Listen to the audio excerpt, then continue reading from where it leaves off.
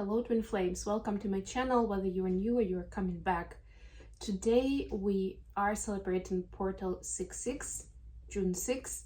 As you know, when on a certain day of the months, when day and months coincide, it's considered to be a special energetic portal that allows for extra energy shifts, for shifting timelines, and basically for getting ourselves into more ascended cycles, especially if you're in alignment with what the universe has in stock for you. So let's see, since today is the 6-6 portal, let's see what we have for the twins today. I will do the usual spread of the reading, but we'll do it with 6-6 portal in mind.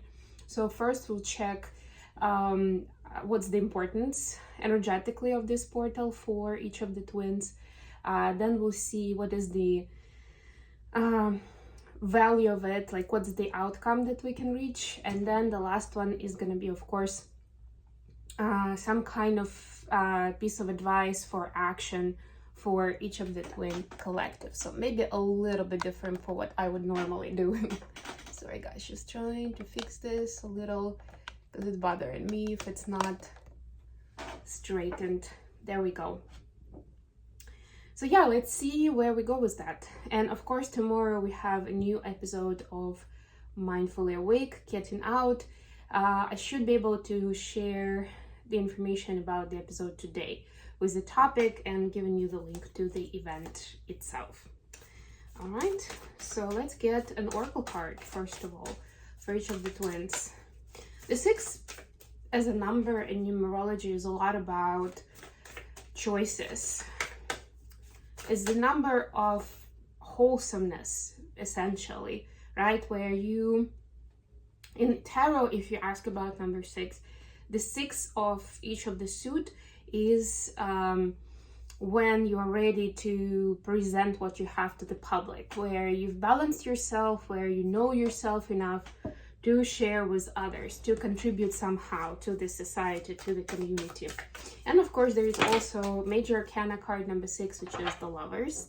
And in that card is a lot about choices that we make. It's not just about romantic love, as a lot of us like to think, especially with the artwork. It's the choices we're making. Are we making loving choices overall, right? Like what's driving them? So all of these topics are relevant today, and also because it's new moon in Gemini, still high. If you missed the last reading I did yesterday about new moon in Gemini, please check it out. Yeah, we're still in that vibe as well, which allows you to set great intentions in terms of making choices of love, in terms of following the path of love in your life, right? More communicating more that way and building your path that way. Speaking of which, the feminine card number 2, diving into new depth. There is a deeper meaning to what is happening. You might be looking at this from the surface and missing what is really going on. Take a moment to pause and breathe. Allow yourself to dive deeper into what it is you're feeling about your current situation. What is it that you're feeling? Dive into it, embrace it.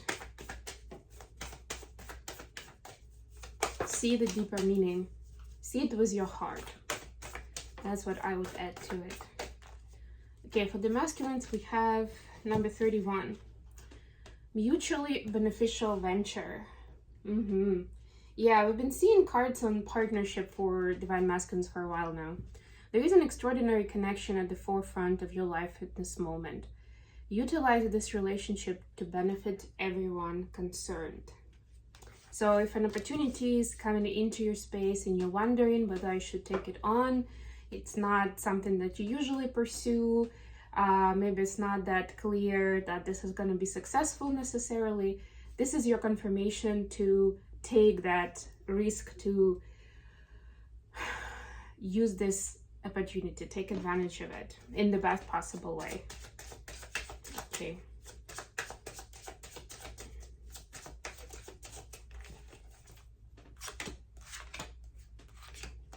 So we're looking at the importance, at the outcome, and then the advice for each of the twins. Bottom of the deck, King of Wands.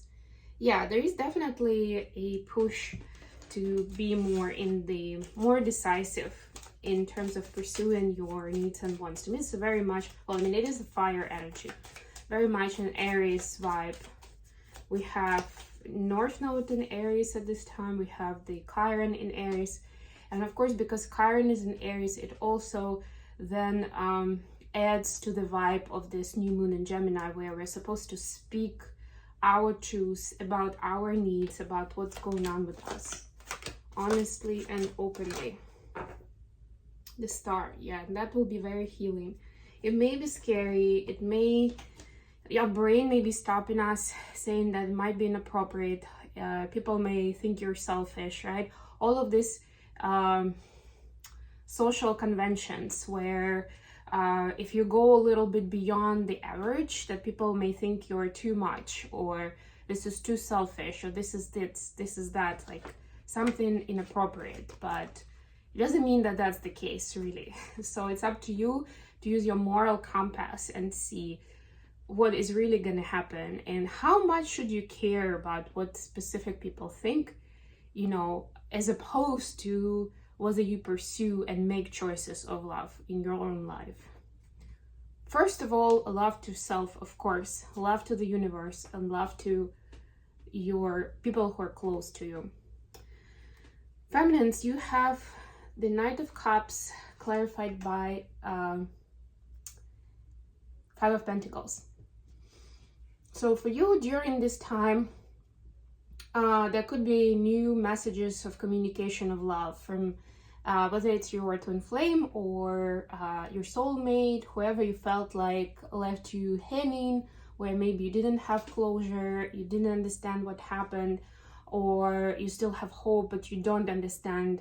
Because you don't understand what happened, you don't really know what's the next step, right? So there is an opportunity during this 6-6 portal time, which again, the energy is going to last for a couple more days, to get clarity, to get some sort of communication. It could be direct communication from the masculine, or it could be just something that will come to your space from external sources. It could be an article, somebody talking in a TV show, right? And any kind of video you see in social media, right? They're just gonna get to you like, oh yeah, that's what happened, or that's why they did what they did, or they couldn't tell me this, or whatever else, right? I also like that in this deck, that's actually the take from the author of the cards.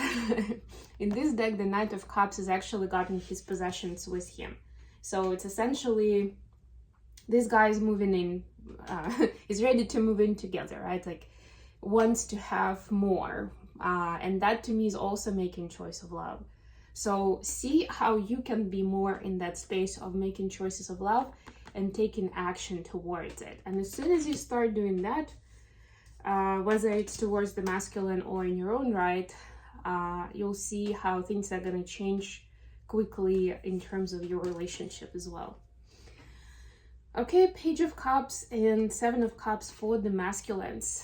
So the masculines definitely look at this Page of Cups is kind of like looking away from the cup, right? It's like there is an obvious answer of choices of love, but it's hard for the masculine to accept it at this point yet, right? Like they're starting to accept it. I see with this dawn here, it's like the beginning of acceptance. It's like, yeah, there's something to it. Maybe I've been too stubborn to like take any route but that, right? Because somehow there is already a mindset that they have that it's not going to serve them, that either they've tried it before and they were left heartbroken, or it's just taken too much resource and I'm not ready for it, or whatever else the excuse was, right? Like whatever, you know, they've considered it, let's put it that way. They considered it before and the decision was,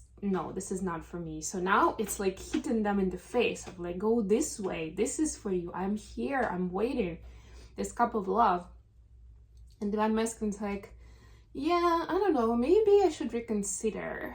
This time it somehow hits different. So Yeah, I just don't even know where to start at this point. That's the energy I'm getting here. But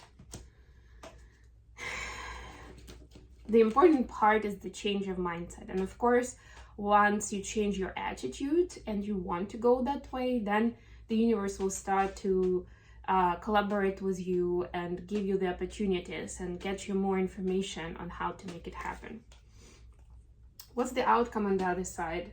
Wow, for the feminines, it's the Lovers, clarified by Queen of Swords. You see, the choice of love is essentially connected to being honest and authentic, right? To who you are, what you want to do in the world, you know, the way that being very honest in communication, let's put it that way, right? And honest doesn't necessarily mean, because a lot of times we consider Queen of Swords to be a bitch, but it's not necessarily the case that if you are honest and direct, that it's like that, right? You can still be compassionate and understanding, right? But it's like very distinct boundaries, right? And again, a lot of times in our brain, we don't associate that with love, right? Like strict boundaries and truth, and then love. Yeah, like love is considered more lovey-dovey, more smooshy, more of kind of like, oh, I'll do anything for you, right? I'll follow you everywhere. That's a topic for another day, between codependency and healthy relationships. But this is the outcome of like seeing that balance, like that holy grail of what healthy relationship and love is. For masculines, we see Five of Swords clarified by Ace of Swords. Very interesting that it comes to Six of Swords, which is the six, and we're talking about 6-6 portal. In this deck, again, these cards have a little nuanced meaning, and again, according to the author of the cards, this card is about the inner child work. So there is a way to go as deep as the childhood, early childhood, and have an honest look on those patterns, on what was misunderstood, right? And what created somewhat unhealthy or maybe even toxic coping mechanisms in communication. Again, these are all swords and makes total sense. We're in Gemini season, we just had new moon in Gemini. A lot of it is connected about the way you express yourself, the way you talk, the way you think, right? So if, as I'm doing this reading, you have too many topics on your mind of what would those choices in love be about, start with the communication part, with the thinking part, right? Like, what do you do with those feelings, for example? Like, how does that connect then to the action you take? Because that's when it gets into your conscious mind, and that's already the swords territory. So for the masculines, essentially there is an opportunity to find peace with certain unhealthy experiences of the past, and a more healing experience towards changing that around, right? It's not like you're betraying yourself or you're going to be in danger again. It's like you're looking at those situations as your adult mind now, and you're starting to see how it was perceived, like it maybe something wrong actually happened, right? I'm not saying that it didn't, right? But on top of that, there was also a perception of a little kid, right? With all the shock, the drama, the pain, right? And now you can see it with different eyes, with all the experience you've had and the maturity that you have as an adult, right? And that changes everything. That's kind of one of the main points of inner work, therapy, all of these practices, right? Where you go back and you revisit those memories, but with this new understanding, knowledge, skill set, life experience, emotional intelligence. Advice for feminines. Three of Pentacles clarified by the Emperor. Yeah, teamwork, essentially. Teamwork, but also taking charge. Again, Emperor is the Aries energy here, right? So you are the leader, right? So lead the way. Find your team. Find people who will be part of your tribe, who will want to share your dreams, your ideas, who would want to collaborate, right? but make sure you stay true to your inner wants and needs, because that's the Aries energy, and it's really, really important that you don't just get dissolved with the group, right? That if it's your concept, your idea, or the change you're making in your life, that you, I don't want to say remain in control because it can sound triggering, but you're still in charge of like how the story develops. It's not just going with what other people want. What's the advice for masculines? We have 9 of Cups clarified by the World. 9 of Cups is happiness in this deck. Yeah, so essentially traveling could be one of the obvious advice here with the World card, but also leaving the past behind, closing the old cycles, and focusing on what your current wishes and desires are and how to fulfill them, right? Maybe some of them are already fulfilled, right? And there's gratitude that is expected from you to be given out, to be shared, for you to acknowledge how far you've come or how blessed you are, right? To be able to go to that next level. But definitely there is energy of starting a new cycle here in a happier and healthier place. So focus on that, right? Like kind of like do the closure and put the past behind, and let's start from the clean slate with the goal of happiness, of course. Okay, I'm gonna leave it here. Thank you so much for joining me today, guys. I love you all, and I'll be back with more readings very, very soon.